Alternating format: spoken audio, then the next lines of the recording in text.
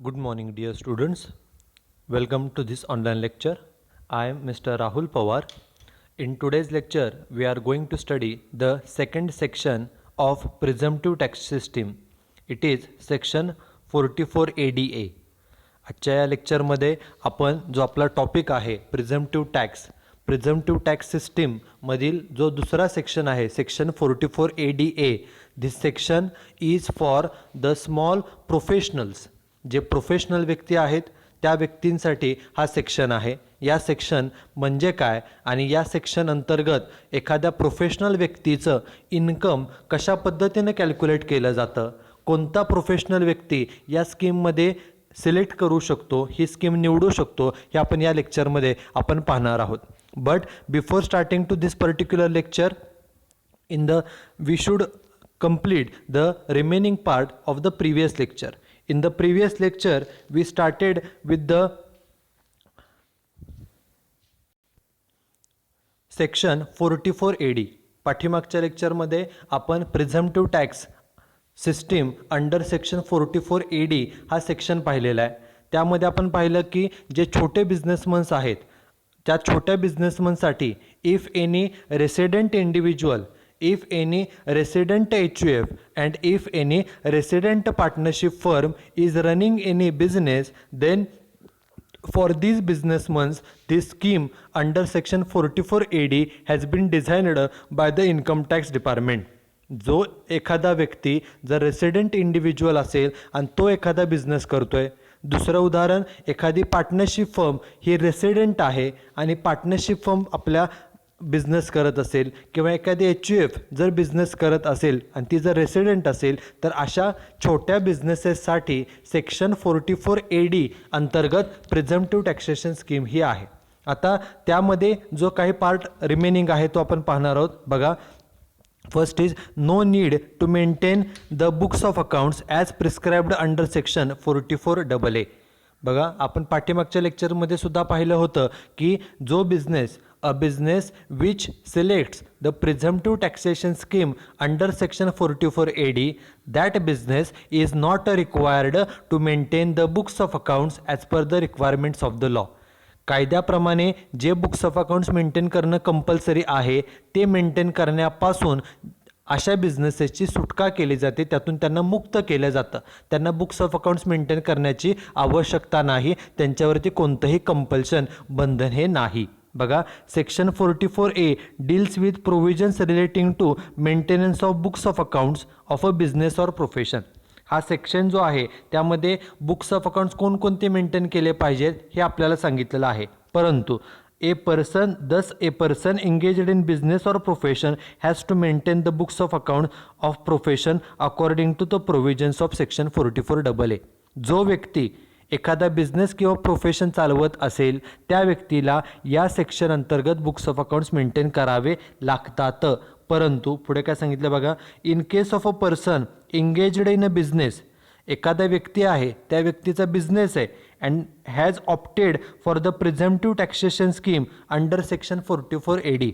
एखाद्या व्यक्तीने presumptive taxation scheme अंतर्गत सेक्शन 44 AD अंतर्गत जर ही प्रिझम्प्टिव्ह टॅक्सेशन स्कीम निवडली असेल तर the provisions of section 44 AA relating to maintenance of books of accounts will not apply. म्हणजेच काय, जो बिझनेस प्रिझम्प्टिव्ह टॅक्सेशन स्कीम अंतर्गत निवड करेल, प्रिझम्प्टिव्ह टॅक्सेशन स्कीम निवडेल, सिलेक्ट करेल, अशा बिझनेसला हे जे बुक्स ऑफ अकाउंट्स मेंटेन करावे लागतात सेक्शन 44 AA प्रमाणे हे नियम अशा बिझनेसला लागू होणार नाहीत. म्हणजेच काय, in other words, if a person adopts the provisions of section 44 AD, जो बिझनेस सेक्शन 44 AD प्रमाणे प्रिझम्प्टिव्ह टॅक्सेशन स्कीम निवडेल and declares his income at the rate 6% or 8% of the turnover. टर्नओव्हरच्या सेल्सच्या 6% किंवा 8% इन्कम डिक्लेअर करेल अशा बिझनेसेसला then he is not required to maintain the books of accounts as provided under section 44 AA in respect of businesses. Okay, section 44 AA प्रमाणे जे जे books of accounts maintain करावे लागतात ते मेंटेन करण्याची अशा बिझनेसला कोणतीही आवश्यकता नाही. म्हणजे कंपल्शन नाही, करायचं असेल तर तो business books of accounts maintain केला तरी चालेल, परंतु कोणतंही कायद्यानं बंधनकारक ते केलं जात नाही. परंतु कोणत्या बिझनेसेसला, जो बिझनेस सेक्शन 44AD प्रमाणे स्वतःच्या बिझनेसशी 44AD अंतर्गत प्रिझम्प्टिव्ह टॅक्स सिस्टीम निवडेल, सिलेक्ट करेल, त्या बिझनेसला असे बुक्स ऑफ अकाउंट्स मेंटेन करण्याचं बंधन राहत नाही. आणि आता पुढचं पॉईंट बघा, लास्ट पॉईंट ह्यामधले जो आहे बघा, payment of advance tax in respect of income from business covered under section 44AD. आपण जे म्हणतो की ह्या अंतर्गत presumptive taxation scheme under section 44AD अंतर्गत जर एखाद्या बिझनेसनं हा ऑप्शन सिलेक्ट केला असेल तर त्यांनी त्यांचं ॲडव्हान्स टॅक्सचं पेमेंट कसं करायचं बघा. Any person opting for presumptive taxation scheme under section 44AD is liable to pay whole amount of advance tax on or before 15 March of previous year. 15 March आपलं वर्ष संपतं 31 मार्चला, 31 मार्चच्या अगोदर, 15 मार्चच्याच अगोदर, महिना वर्ष संपतं 31 मार्चला, त्या महिन्यामध्ये 15 मार्चच्या अगोदर पूर्ण रक्कम ॲडव्हान्स टॅक्सची whole amount, full amount of advance tax should be paid. आणि जर पेड नाही केला, if he fails to pay the advance tax by 15 March he shall be liable to pay interest. Okay, जर आपण वेळेमध्ये 15 मार्चच्या पूर्वी पूर्ण टॅक्स पेड केला नाही तर मात्र त्याच्यानंतर इंटरेस्ट, दंड म्हणून आपल्याला पेड करावा लागतो. पुढे बघा, नोट काय सांगितले, any amount paid by way of advance tax on or before 31st day of March shall also be treated as advance tax paid during the financial year ending on that day. Okay, 31 March पूर्वी जरी तुम्ही तो amount paid केली तर त्याला advance tax paid केला असं मानलं जातं. आता पुढे बघा, provisions to be applied if a person does not opt for the presumptive taxation scheme of section 44AD and declares income at a lower rate that is at less than 8%. एखादा business आहे, त्या बिझनेसनं ही जी scheme आहे he does not opt, त्याने ही scheme निवडलेली नाही, ही scheme select केलेली नाही, परंतु त्यानं स्वतःच्या बिझनेसचं किती इन्कम डिक्लेअर केलं आहे तर 8%पेक्षा कमी. ओके, 8%पेक्षा जर इन्कम कमी आहे असं सांगितलं असेल, ही स्कीम पण निवडलेली नाही आणि तरीसुद्धा तो बिझनेसमन म्हणतोय की जे एकूण सेल्स आहेत बिझनेसचे त्याच्या 8%पेक्षा माझं इन्कम कमी आहे, तर बघा, a person can declare income at lower rate that is at less than 6% or 8%. 6%, 8%पेक्षा पण तुम्ही इन्कम कमी दाखवू शकता, परंतु however if he does so, जर त्या बिझनेसमधनं इन्कम 6% किंवा 8%पेक्षा पण कमी दाखवलं, डिक्लेअर केलं, and his income exceeds the maximum amount which is not chargeable to tax. Okay, आणि त्याचं इन्कम हे जर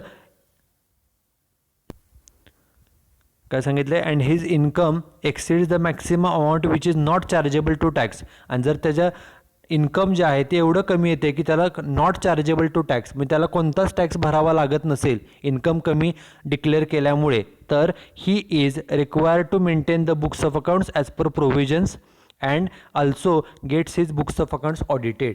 ओके, हे व्यवस्थित समजून घ्या. त्यांनी सांगितलं आहे, जर एखादा बिझनेस आहे, त्या बिझनेसनं प्रिझम्प्टिव्ह टॅक्स सिस्टीम सिलेक्ट केलेली नाही, निवडली नाही, आणि तरीसुद्धा त्या बिझनेसनं स्वतःचं इन्कम हे सेल्सच्या 6% किंवा 8%पेक्षा कमी डिक्लेअर केला असेल, इन्कम कमी आहे असं डिक्लेअर केलं असेल, आणि इन्कम कमी डिक्लेअर केल्यामुळे जर कोणताही टॅक्स त्या बिझनेसला द्यावा लागत नसेल तर त्या बिझनेसनं स्वतःचे books of accounts compulsory maintain करायचेच, आणि बुक्स ऑफ अकाउंट्सचं ऑडिट करून घेणं हे सुद्धा कंपल्सरी आहे.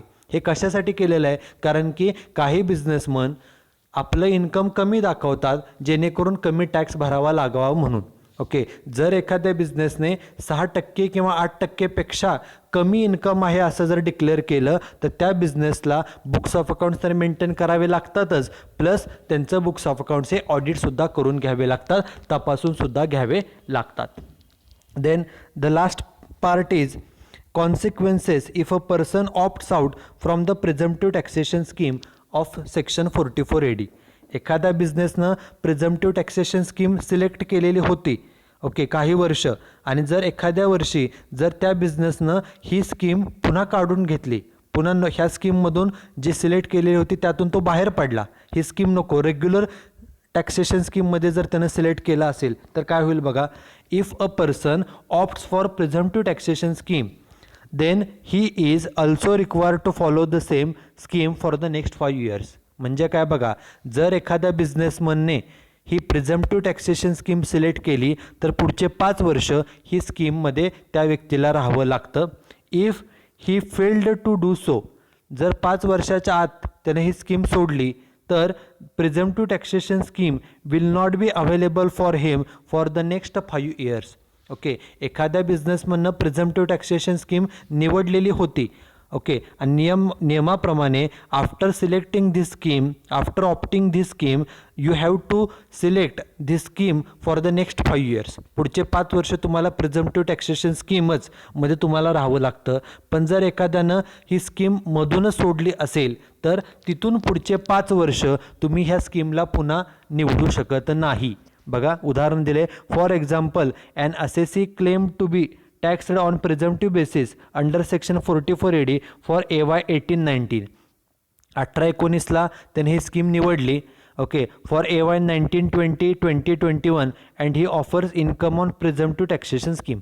18-19ला स्कीम निवडली, पुढचे 2 वर्ष त्याच प्रिझम्प्टिव्ह स्कीमप्रमाणे टॅक्सेशन चालू होतं. हावेवर फॉर AY 20-21 2020-21मध्ये he did not opt for presumptive taxation scheme.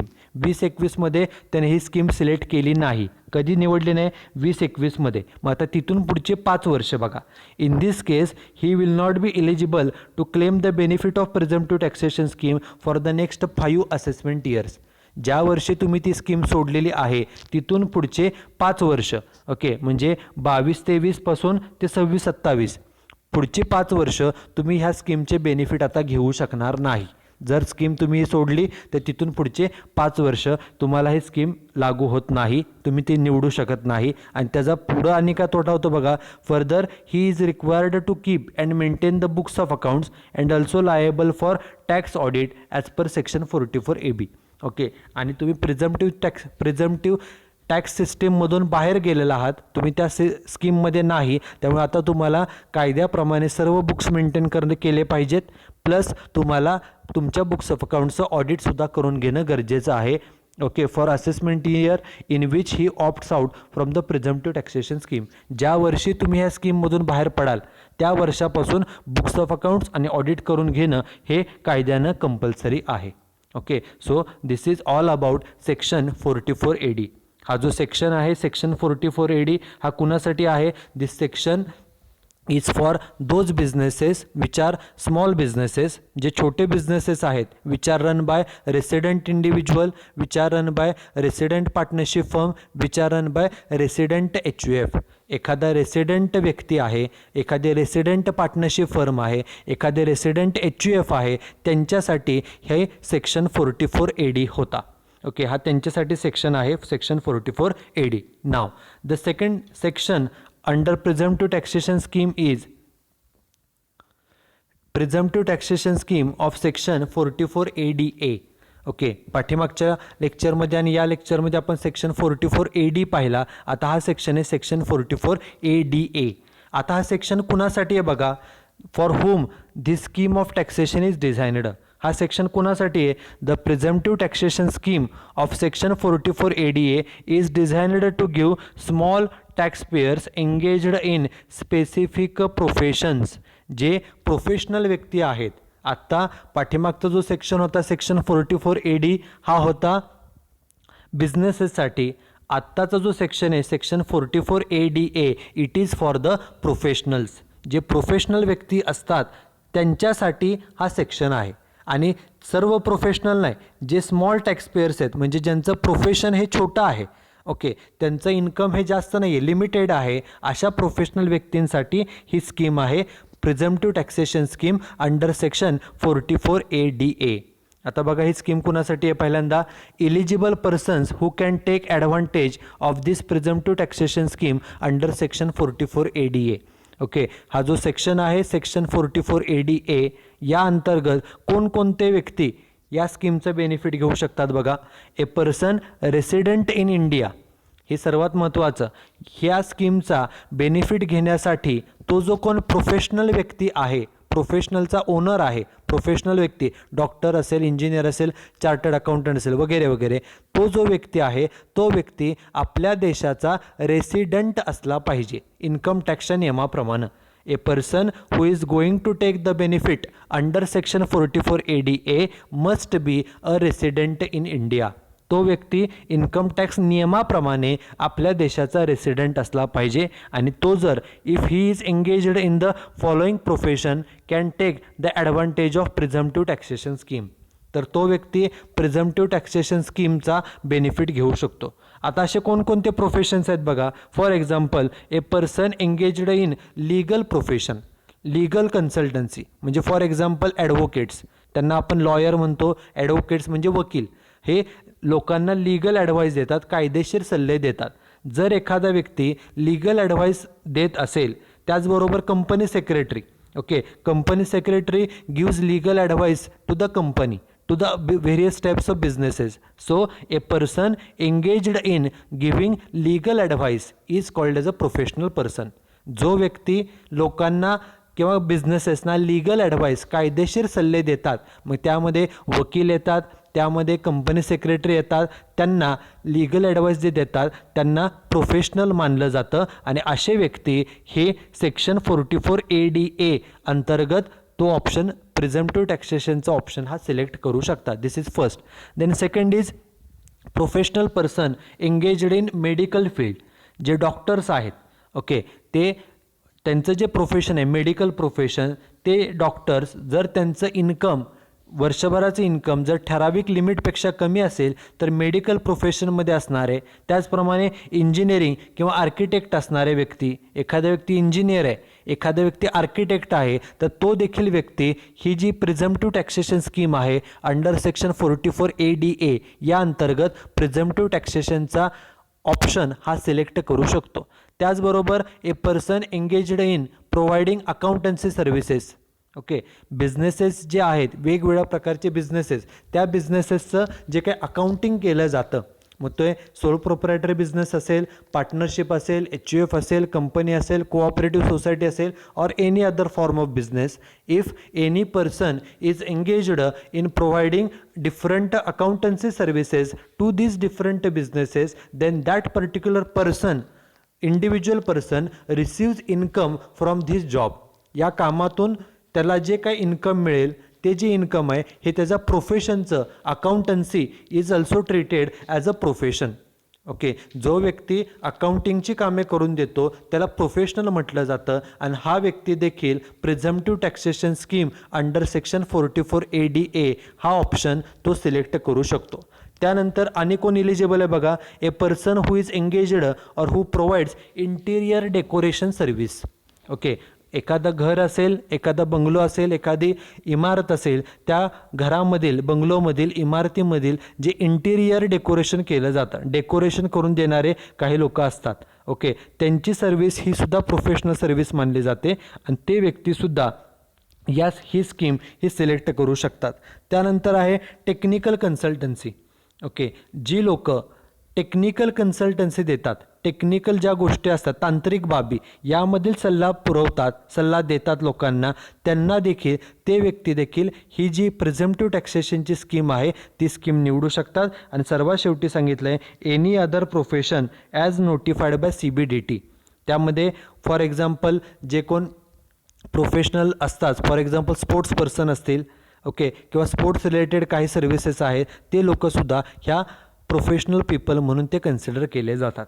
आणि ही जी स्कीम आहे ही स्कीम अशा प्रोफेशनल व्यक्तींसाठी आहे की J for example legal service provide करतात, मेडिकल सर्व्हिस प्रोव्हाइड करतात, इंजिनिअरिंग और आर्किटेक्चरल सर्व्हिस प्रोव्हाइड करतात, टेक्निकल कन्सल्टन्सी देतात, बिझनेसेसचं अकाउंटिंगची कामं करून देतात, इंटिरियर डेकोरेशनची सर्व्हिस प्रोव्हाइड करून देतात. हे जे कोण प्रोफेशनल लोक आहेत हे सर्व्हिसेस देणारे, legal service, medical service, wait a minute, legal service असेल, मेडिकल सर्व्हिस असेल, engineering, architecture, accountancy, technical consultancy, त्या प्रोफेशनल लोकांसाठी हा सेक्शन 44ADA आहे. आता काय सांगितलं बघा. Manner of computation of taxable income in case of a person adopting presumptive taxation scheme under section 44ADA. म्हणजे एखाद्या प्रोफेशनल व्यक्तीने हा जे काय पॅराग्राफ आहे हा सर्वात महत्त्वाचा आहे. जसं आपण पाठीमागच्या सेक्शनमध्ये पाहिलं की एखाद्या बिझनेसचे जे काही सेल्स असतात त्या सेल्सच्या 6% किंवा 8% हे इन्कम मानलं जातं. त्याचप्रमाणे आत्ताचा जो सेक्शन आहे सेक्शन 44ADA हा सेक्शन कोणासाठी आहे? This section is for the professional peoples like doctor, engineer, consultants, like company secretary, like for example accountancy providers etcetera etcetera. मग हे जे प्रोफेशनल व्यक्ती आहेत यांचं जे काय प्रोफेशन आहे ते प्रोफेशन रन करून त्यांना काही इन्कम्स मिळतात, त्याला आपण रिसीट्स असं म्हणतो. हे प्रोफेशन चालवण्यासाठी काही खर्च होतात, त्याला आपण एक्सपेंडिचर असं म्हणतो. मग एखाद्या प्रोफेशनल व्यक्तीने जर presumptive taxation scheme under section 44ADA ही जर स्कीम सिलेक्ट केली तर त्यांचं इन्कम कसं कॅल्क्युलेट केलं जातं बघा. तर in case of a person adopting the provisions of section 44ADA एखाद्या व्यक्तीने प्रोफेशनल व्यक्तीने जर ही स्कीम सिलेक्ट केली, income will be computed on presumptive basis. Income कसं कॅल्क्युलेट केलं जाईल? प्रिझम्प्टिव्ह बेसिस. ओके, कशा पद्धतीनं? ॲट द रेट, हे सर्वात महत्त्वाचं, 50% of total gross receipts of the profession. म्हणजेच काय? प्रोफेशन रन करून एकूण आपल्याला किती रिसीट्स मिळालेत, एकूण इन्कम किती मिळालं होता त्याच्या 50% हे त्या प्रोफेशनचं इन्कम मानलं जातं. केअरफुली बघा, प्रोफेशन जे आहे वर्षभर प्रोफेशन रन करून एकूण जेवढे पैसे मिळाले होते त्यापैकी त्याच्या 50% 50% हे त्या प्रोफेशनचं इन्कम आहे असं मानलं जातं. म्हणजे उदाहरणार्थ एखाद्या व्यक्तीनं समजा स्वतःचं प्रोफेशन चालवलं, त्यातून त्याला समजा 12 लाख रुपये इन्कम मिळालं, 12 लाख रुपये मिळाले, हे पैसे मिळाले. आता 12 लाख मिळाले हे इन्कम आहे, परंतु त्यातून खर्च पण होणार. परंतु ही जी सिस्टीम आहे प्रिझम्प्टिव्ह टॅक्सेशन सिस्टीम, ह्यामध्ये डायरेक्ट काय केलं जातं तर जे पैसे मिळाले, जे इन्कम मिळालं आहे त्याच्या डायरेक्ट 50%. मग 12 लाख मिळाले होते त्याच्या 50% म्हणजे किती? 6 लाख रुपये. 6 लाख हे त्या प्रोफेशनचं इन्कम आहे असं मानलं जातं. आपण रेग्युलर मेथडप्रमाणे काय करत होतो बघा, 1 मिनिट. रेग्युलर आपण जो इन्कम फ्रॉम प्रोफेशन हा टॉपिक अगोदर पाहिला, त्यामध्ये आपण सुरुवातीला प्रोफेशनचे इन्कम किती हे कॅल्क्युलेट करत होतो, त्यामधून प्रोफेशनचा एक्सपेन्सेस खर्च किती झाला हे वजा करत होतो आणि मग आपल्याला त्या प्रोफेशनचं ॲक्च्युअल इन्कम हे मिळत होतं. ओके, त्यासाठी प्रोफेशनची इन्कम किती, त्यातून प्रोफेशनचे खर्च वजा करून मग आपण इन्कम कॅल्क्युलेट करत होतो. परंतु इथं आपल्याला सांगितलं आहे की जो business a person that is a professional adopting this scheme, his income will be computed at presumptive basis. आणि प्रिझम्प्टिव्ह बेसिसने किती इन्कम कॅल्क्युलेट केलं जातं तर त्या बिझनेसचे जे काही ग्रॉस रिसीट्स आहेत, एकूण बिझनेस रन करून किती पैसे मिळाले किती वर्षभरामध्ये, त्याच्या 50% हे इन्कम आहे असं मानलं जातं आणि तेवढे इन्कम हे डिक्लेअर केलं जातं.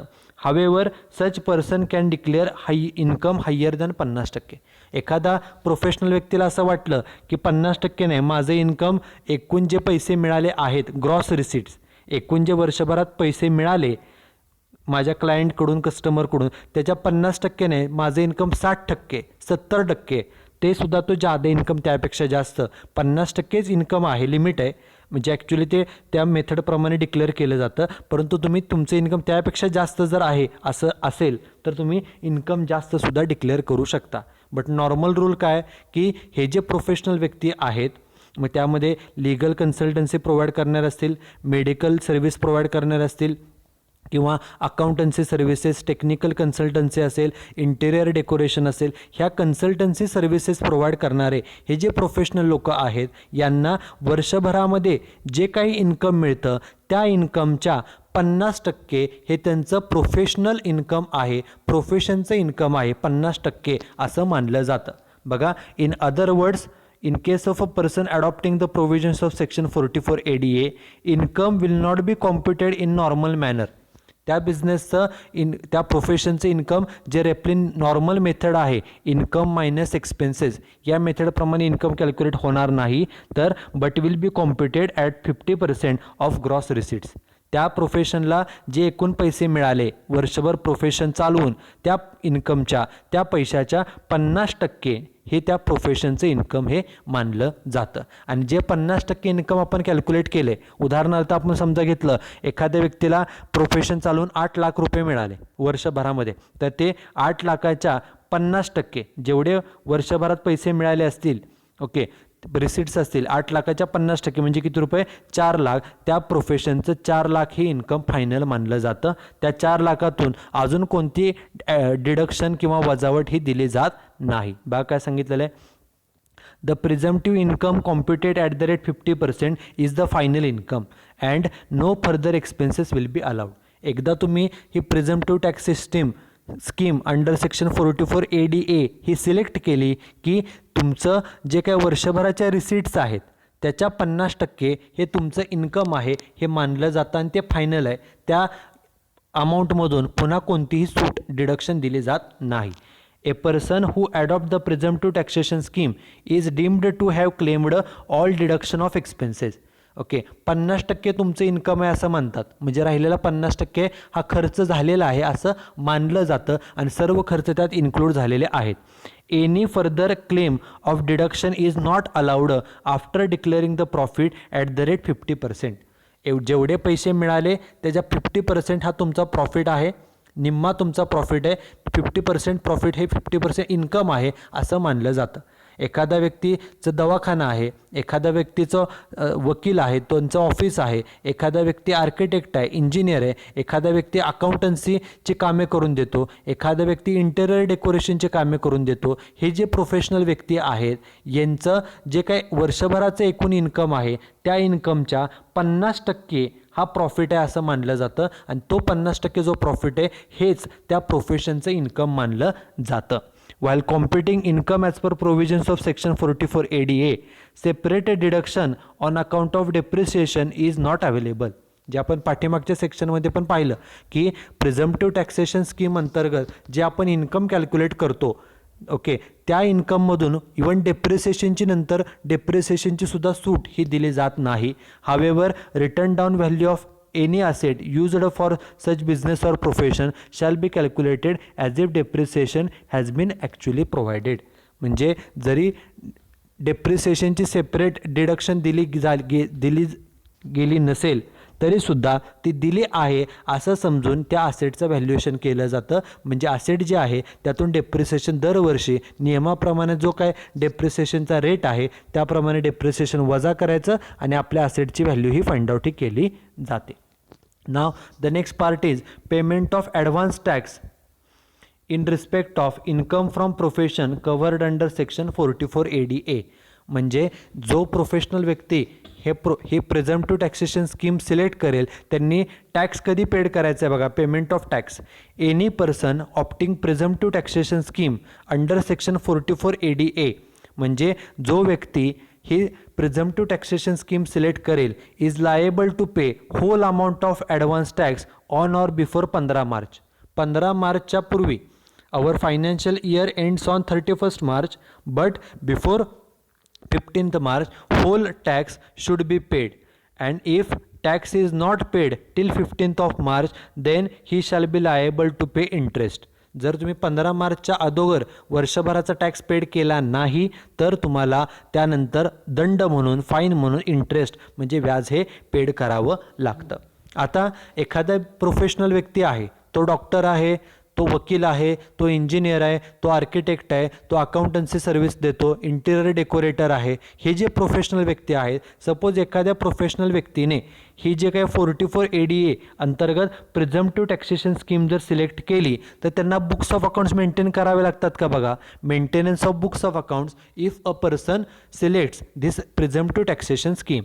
बघा, in case of a person engaged in specified professions, जे ठराविक प्रोफेशन्स आपण मगाशी पाहिले त्यामध्ये मेडिकल प्रोफेशन म्हणजे डॉक्टर, लीगल प्रोफेशन म्हणजे वकील, आर्किटेक्ट, इंजिनियर, त्यानंतर अकाउंटन्सी सर्व्हिसेस असतील, इंटिरियर डेकोरेशन असेल, ह्या ज्या काही प्रोफेशनल व्यक्ती आहेत, जर एखाद्या व्यक्तीने ही या प्रोफेशनमध्ये काम करत असेल and opts for presumptive taxation scheme under section 44ADA, अशा प्रोफेशनल व्यक्तीने जर या स्कीम सिलेक्ट केली तर the provisions of section 44AA relating to maintenance of books of accounts will not apply. म्हणजे सेक्शन 44AA प्रमाणे जे बुक्स ऑफ अकाउंट्स मेंटेन करावे लागतात ते अशा प्रोफेशनल व्यक्तींना करावे लागणार नाहीत. थोडक्यामध्ये एका वाक्यामध्ये सांगायचं झालं तर a professional person who selects the presumptive taxation scheme under section 44ADA, जो प्रोफेशनल व्यक्ती ही जी स्कीम आहे presumptive tax scheme under section 44ADA ही स्कीम जो निवडेल त्याला जे बुक्स ऑफ अकाउंट्स मेंटेन करावे लागतात ते कंपल्सरी करावे लागतात, ते मेंटेन करण्याची काहीही आवश्यकता नाही. In other words, if a person opt for provisions of section 44ADA and declares income at the rate 50% of gross receipts, okay, जे 44ADA प्रमाणे ऑप्शन सिलेक्ट करतात ते त्यांचे इन्कम जेवढे त्यांना वर्षभरात पैसे मिळाले त्याच्या 50% इन्कम आहे असं डिक्लेअर करतात, then he is not required to maintain the books of accounts in respect of such profession.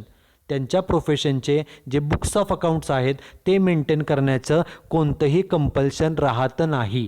Okay, त्यामुळे जर जे काय हे जे प्रिझम्प्टिव्ह टॅक्स स्कीम्स आहेत ह्या कशासाठी आहेत तर जे छोटे बिझनेसमन्स आहेत, छोटे प्रोफेशनल्स आहेत, त्यांना बुक्स ऑफ अकाउंट्स मेंटेन करण्यासाठी जास्त वेळ खर्च करावा लागतो. त्यांना त्यांचे बुक्स ऑफ अकाउंट्स ऑडिट करून घ्यावे लागतात. मग हे जे काय बुक्स ऑफ अकाउंट्स मेंटेन करण्याचं काम आहे, हे जे काय ऑडिट करून घेण्याचं काम आहे, यामधून सुटका मिळावी, यामधून सूट मिळावी म्हणून ही प्रिझम्प्टिव्ह टॅक्सेशन स्कीम आहे.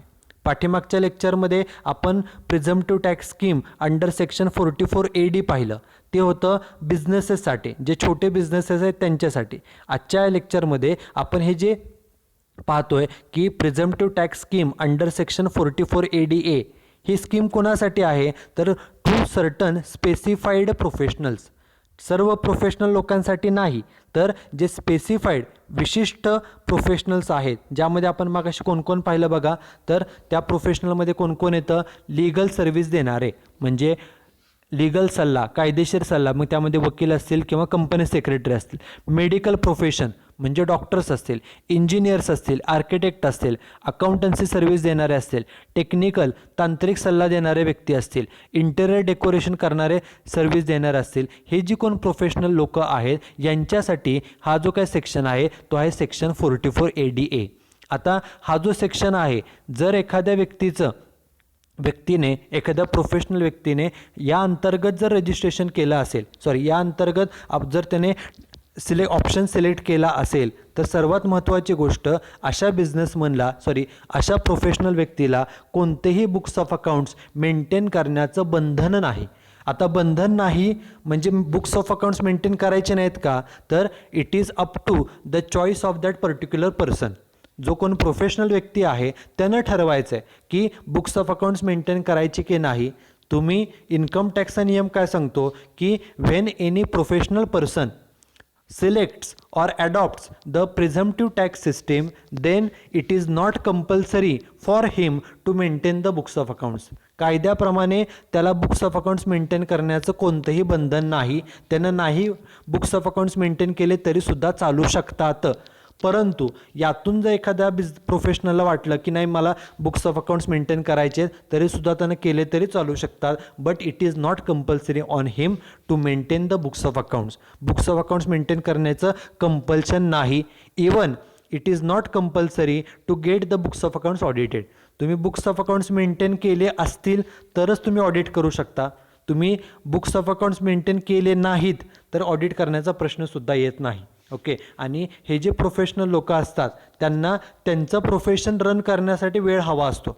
जर त्यांनी बुक्स ऑफ अकाउंट्स मेंटेन करण्यामध्ये जर वेळ खर्च केला तर ते त्यांच्यासाठी डिफिकल्ट जातं आणि त्यांचा वेळ वाचावा. हे जे बुक्स ऑफ अकाउंट्स मेंटेन करण्याचं काम आहे, ऑडिट करून घेण्याचं काम आहे, यातून या प्रोफेशनल लोकांची सुटका व्हावी, त्यातून त्यांना सूट मिळावी म्हणूनच ही प्रिझम्प्टिव्ह टॅक्सेशन स्कीम आहे. ओके, त्यापैकी आपण कालच्या लेक्चरमध्ये प्रिव्हियस लेक्चरमध्ये आपण presumptive taxation scheme under section 44AD पाहिली. या लेक्चरमध्ये presumptive taxation scheme under section 44ADA जी स्कीम प्रोफेशनल लोकांसाठी आहे ती आपण यामध्ये पाहत आहोत. आणि आत्ता आपण काय पाहिलं की जर एखाद्या प्रोफेशनलने ही स्कीम सिलेक्ट केली असेल, प्रिझम्प्टिव्ह टॅक्सेशन स्कीम निवडली असेल, तर त्या बिझनेसला कोणतेही बुक्स ऑफ अकाउंट्स मेंटेन करण्याची आवश्यकता नाही. And last part of this lecture is provisions to be applied if a person does not opt for the presumptive scheme under section 44 ADA and declares his income from profession at lower rate that is less than 50%. आता सर्वच professional व्यक्ती, सर्वच professionals काय ही presumptive tax scheme select करतील, निवडतील असं नाही. समजा एखादा प्रोफेशनल व्यक्ती आहे, तो डॉक्टर असेल, इंजिनियर असेल, आर्किटेक्ट असेल, ॲडव्होकेट असेल, कन्सल्टंट असेल किंवा आणि कोणीही असेल. ओके, जर त्याचं प्रोफेशन आहे आणि त्या व्यक्तीने त्याच्या प्रोफेशनचं income, if he declares his professional income less than 50% of total gross receipts, त्या प्रोफेशनच्या ज्या काही वर्षभराच्या रिसीट्स आहेत त्याच्या 50%पेक्षा कमी जर त्यानं लोअर इन्कम डिक्लेअर केलं, कमी इन्कम आहे असं जर डिक्लेअर केलं, तर काय केलं जातं बघा, a person can declare income at a lower rate. तुम्ही इन्कम कमी आहे असं दाखवू शकता, लेस दॅन 50%. एकूण ज्या काही ग्रॉस रिसीट्स आहेत, जे काही वर्षभरामध्ये तुम्हाला इन्कम मिळालं आहे त्याच्या 50%पेक्षा कमी तुमचं इन्कम आहे हे तुम्ही डिक्लेअर करू शकता. A person can declare income at lower than 50%. However if he does so, एखाद्या प्रोफेशनल व्यक्तीने त्या स्वतःच्या प्रोफेशनचे इन्कम 50%पेक्षा कमी डिक्लेअर केलं असेल and his income is exceeds the maximum amount which is not chargeable to tax, आणि त्याचं इन्कम असं आहे की त्याला कोणताही टॅक्स द्यावा लागत नाही, नॉट चार्जेबल टू टॅक्स, त्याला जर कोणताही टॅक्स भरावा लागत नसेल इन्कम कमी डिक्लेअर केल्यामुळे, then he is required to maintain the books of accounts as per the provisions and get his books of accounts audited. कारण काही प्रोफेशनल व्यक्ती अशा असतात, ते टॅक्स बुडवण्यासाठी स्वतःचं इन्कम कमी आहे असं डिक्लेअर करतात.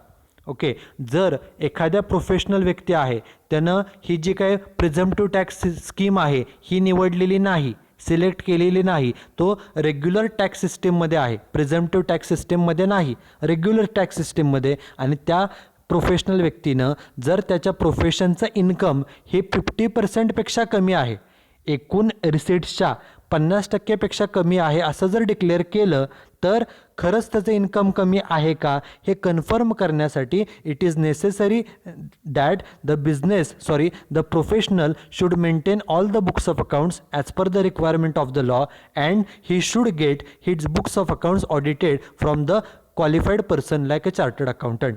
जर त्या व्यक्तीने स्वतःचं इन्कम हे जर कमी आहे, 50%पेक्षा कमी आहे असं जर डिक्लेअर केलं असेल, तर त्याचं डिक्लेअर केलेलं इन्कम हे खरं इन्कम आहे का हे फाइंड आउट करण्यासाठी त्याला बुक्स ऑफ अकाउंट्स तर मेंटेन करावे लागतातच, आणि त्याचप्रमाणे ते books of accounts accurately maintain केले आहेत का हे सुद्धा कन्फर्म करण्यासाठी त्या बुक्स ऑफ अकाउंट्सचं ऑडिट करून घेणं हे सुद्धा कायद्याप्रमाणे कंपल्सरी आहे.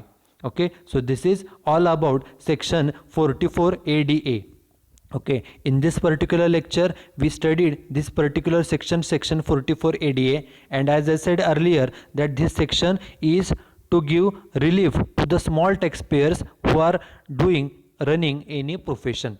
जे छोटे प्रोफेशनल व्यक्ती आहेत, ज्यामध्ये लीगल सर्व्हिस देणारे वकील असतील, कंपनी सेक्रेटरी असतील, मेडिकल प्रोफेशन म्हणजे डॉक्टर्स असतील, इंजिनियर्स किंवा आर्किटेक्ट, अकाउंटन्सी सर्व्हिस देणारे असतील, टेक्निकल कन्सल्टन्सी सल्ला देणारे लोक असतील किंवा इंटेरियर डेकोरेशन सर्व्हिस देणारे लोक असतील, ती लोक हे presumptive tax system under section 44 ADA हा ऑप्शन निवडू शकतात. आणि जर त्यांनी हा ऑप्शन निवडला, सिलेक्ट केला, तर जे काय त्यांचं वर्षभराच्या टोटल रिसीट्स आहेत, वर्षभराचं एकूण इन्कम आहे, त्याच्या एकूण रिसीटच्या 50%, समजा एखाद्या बिझनेसच्या रिसीट 7 लाख असतील, तर 7 लाखाच्या 50% म्हणजे निम्म, 7 लाखाचे निम्म किती येतं सांगा, तर 3,50,000. 3,50,000 हे त्या प्रोफेशनचं इन्कम हे मानलं जातं. जेवढं वर्षभराच्या रिसीट्स असतील त्याच्या 50% हे त्या प्रोफेशनचं इन्कम आहे असं मानलं जातं. आणि या प्रोफेशनलचा जो काय टॅक्स असेल तो टॅक्स 15 मार्च, वर्षभराचा जो काय टॅक्स आहे तो 15 मार्चच्या अगोदर हा गव्हर्नमेंटला पेड करावा लागतो. जर 15 मार्च होऊन गेला त्याच्यानंतर टॅक्स पेड केला तर आपल्याला गव्हर्नमेंटला इंटरेस्ट, फाईन म्हणून, दंड म्हणून आपल्याला व्याजसुद्धा पेड करावं लागतं. आणि जो प्रोफेशनल व्यक्ती ही प्रिझम्प्टिव्ह टॅक्स सिस्टीम सिलेक्ट करेल, निवडेल, त्या व्यक्तीला त्या प्रोफेशनचे कोणतेही बुक्स ऑफ अकाउंट्स मेंटेन करणं हे बंधनकारक नाही. हे सर्वात महत्त्वाचं. आणि जर एखाद्या व्यक्तीने प्रोफेशनलने इन्कम कमी डिक्लेअर केला असेल, ओके 50%पेक्षा कमी, परंतु तो प्रिझम्प्टिव्ह टॅक्सेशनला नाही आहे, तर मात्र त्याच्या बुक्स ऑफ अकाउंट्सचं ऑडिट हे केलं जातं to confirm whether the income declared by that professional is accurate or not. Okay, so this is all about section 44ADA.